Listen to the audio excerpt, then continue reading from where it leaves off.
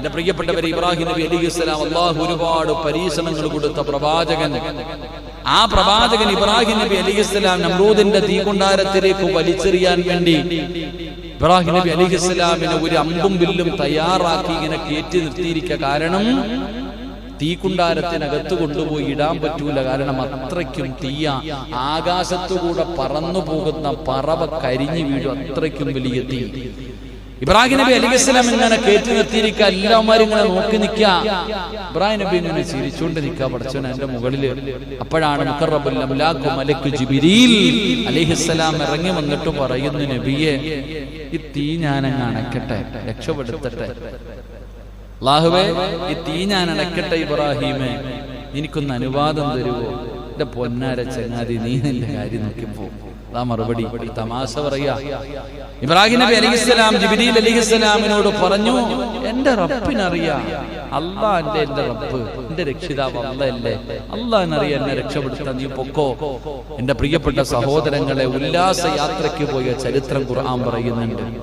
ഇബ്രാഹിം നബി അലൈഹിസ്സലാം ആ തീക്കകത്ത് നിന്ന് ദിവസങ്ങൾ കഴിഞ്ഞപ്പോ ഒരു രോമം പോലും കരിയാതെ എഴുന്നേറ്റ് വന്ന ചരിത്രം അല്ലാഹുവിന്റെ ഖുർആൻ പറയുന്നുണ്ട്. എന്റെ പ്രിയപ്പെട്ടവരെ, അതാണ് അള്ളാഹുവിനെ കുറിച്ചുള്ള ഒരു ധാരണ. നല്ലത് മാത്രം. അള്ളാഹ്ക്ക് ഇപ്പൊ നിന്നെ കണ്ണീരൊടുപ്പിച്ചിട്ട് എന്ത് കിട്ടാനാ? അള്ളാഹുവിനെ നിന്റെ ജീവിതം തുലച്ചിട്ട് എന്ത് കിട്ടാൻ? അല്ല തരും. ഒരൊറ്റ വിശ്വാസം ഉണ്ടല്ലോ, എന്റെ റബ്ബെന്നെ സഹായിക്കും, എന്റെ റബ്ബെന്നെ കൈവിടൂല. ഈ ഉറച്ച വിശ്വാസം ഉണ്ടെങ്കിൽ വല്ലാഹി സത്യം, ഒരിക്കലും അള്ളാഹു നമ്മളെ കൈവിടൂല. കാരണം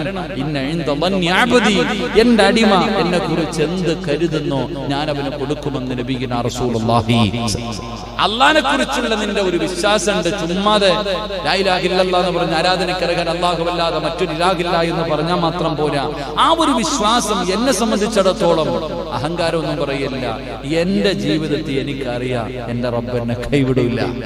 എന്നെ സംബന്ധിച്ചിടത്തോളം എന്റെ ജീവിതത്തിൽ എന്റെ പടച്ച റബ്ബ്, ഞാൻ എത്ര വലിയ അക്രമിയാണെങ്കിലും എത്ര നന്ദി കെട്ടവനാണെങ്കിലും അല്ലാഹ് എന്നെ കൈവിടില്ല എന്നുള്ള ഒരു ഉറപ്പ് എനിക്കുണ്ട്.